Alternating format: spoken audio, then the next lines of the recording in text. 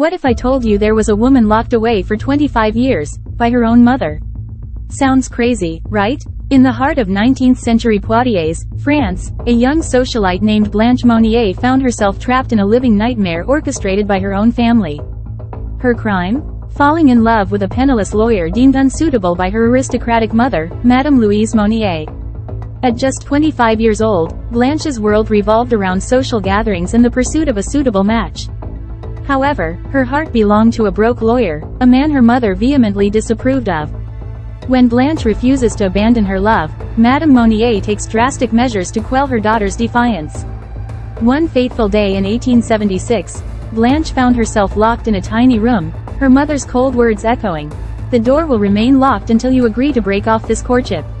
Little did Blanche know, this would be her reality for the next quarter century. As the years ticked by, Blanche's existence became a waking horror. Confined to a cramped, lightless space, she survived on scraps from her mother's table, surrounded by her own filth and vermin. Her cries for help went unanswered, her very existence erased from the world outside. Madame Monnier spun a web of lies, telling neighbors and Blanche's former lover that she had been institutionalized for madness. All the while, the once vibrant socialite withered away, her spirit slowly crushed by the cruelty of her imprisonment. In 1901, a quarter century after Blanche's disappearance, an anonymous letter arrived at the Paris Attorney General's office, detailing the horrific conditions of a woman held captive at 21 Rue de la Visitation.